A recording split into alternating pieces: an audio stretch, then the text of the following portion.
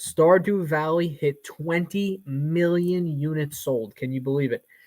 Now, God, I don't know if you know about this, but Stardew Valley is such an interesting story and like the creation of it. Like I have to bring this up.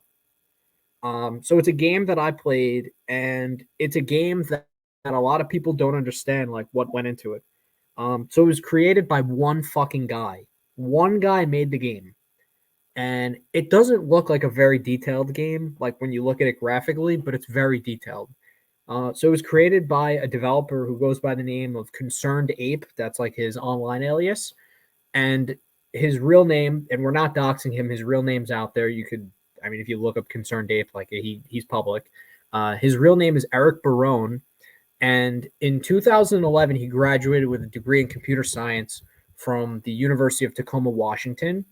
And during that time, he found that it was difficult to find a job, right? So he literally took like whatever job he could get.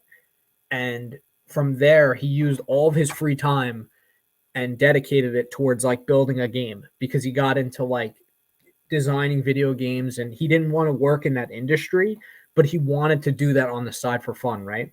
So over the next 4 years, he made a game, and the game was Stardew Valley. And the reason why I bring this up is that he had no help whatsoever. He taught himself how to do everything. He did all of the coding himself. He did all the branding. He did all the graphical design, level design. Um, the game is mostly like a farming simulator. He did all the farming mechanics. There's like combat mechanics in the game when you go cave dwelling. Um, then there's like interaction with the villagers and stuff in the town. Like this guy did everything himself, and he literally dedicated like 12 to 14 hours a day for 4 years every single day, like to make this game, right?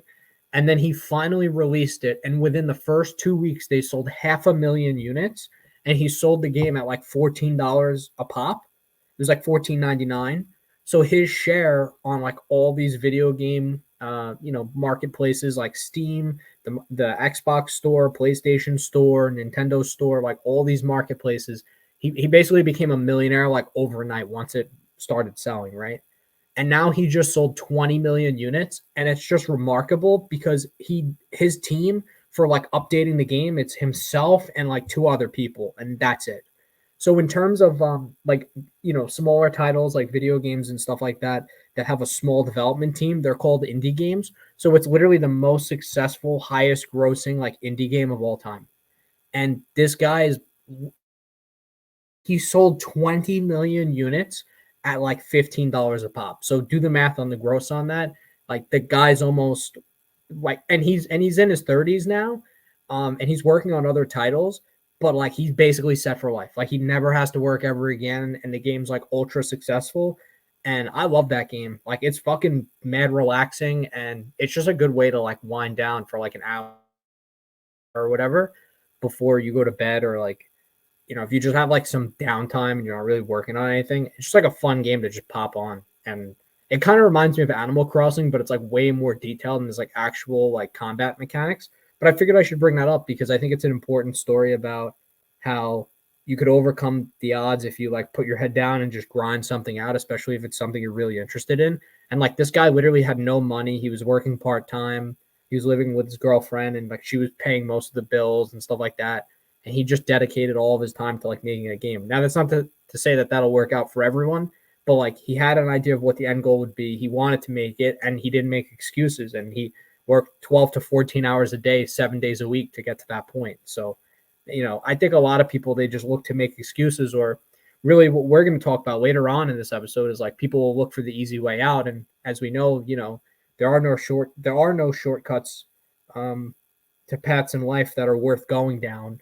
And I think that that's an important juxtaposition, which is why I bring this up as the first topic. But what do you think about that? Like just kind of this guy in general, like Eric going out and creating his own game, building it out, doing everything himself. He literally recorded the music for the fucking game too.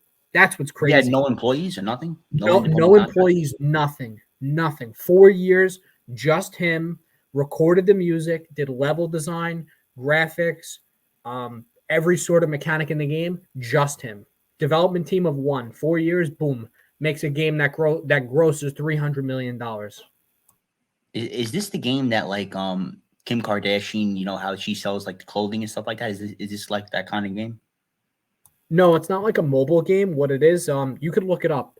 So it's basically it's on mobile too. It's called Stardew Valley.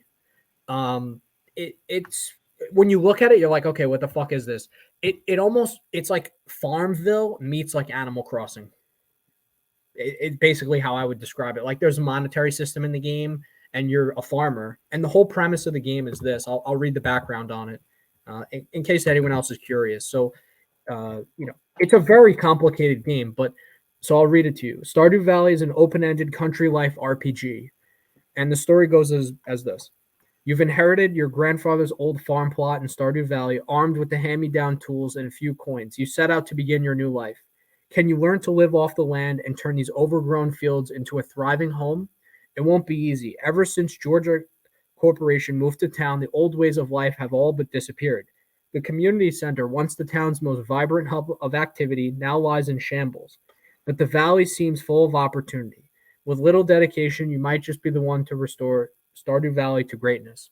So it's about like a small town, and basically like an Amazon like corporation moves in, and you can either help like restore the town to like being lively, and you do that by restoring the community center by completing different tasks in the game. To do that, like you have to catch a certain number of fish, or like you have to catch like different varieties of fish, and the main aspect of the game is really farming, because you inherit in the game, you inherit like your grandpa's like farm, right?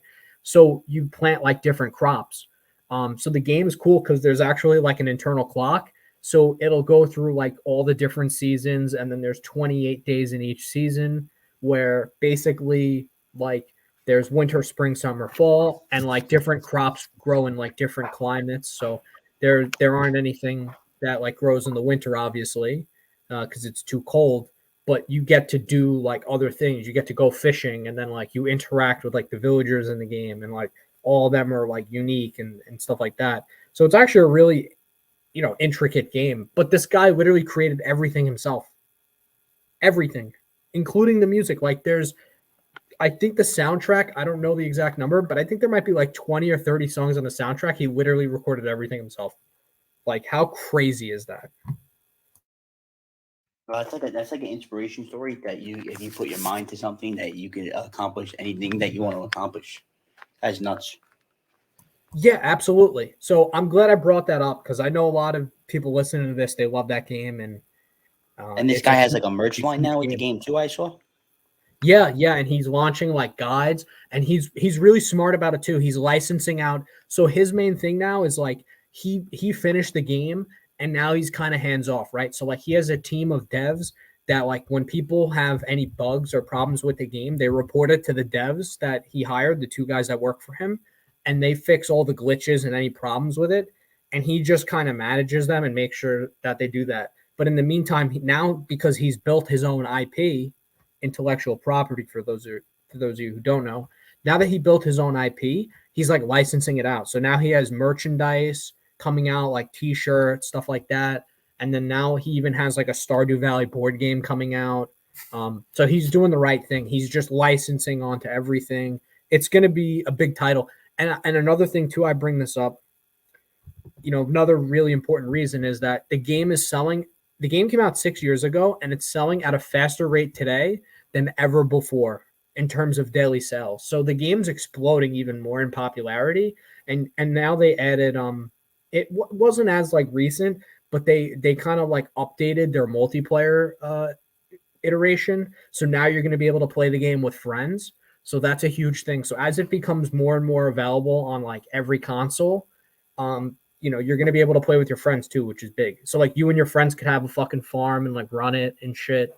And it's just a fun fucking game. Like you don't have to you don't even have to go to the mines in the game. Like if you make your guy and you make like a farmer, and you just fucking focus on maxing out like the farm, you could literally make enough money to like pay to like bypass all the mines and all like the combat if you like were bothered by it, or like the actual challenging aspects of the game.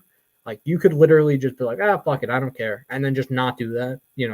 It's really cool. It's a good game. Or you could just say like fuck the farm and literally just wake up every day in the game and then just hang out with the like interact with the villagers and like do quests and shit like that. Like you don't even have to like do anything in the game. It's pretty cool. Or if you just want to go fishing and like that's how your guy makes money, you could literally just go fishing. You don't even have to have a farm. Like you could be like fuck the farm and just go fishing. Like it's a cool game. It's dope.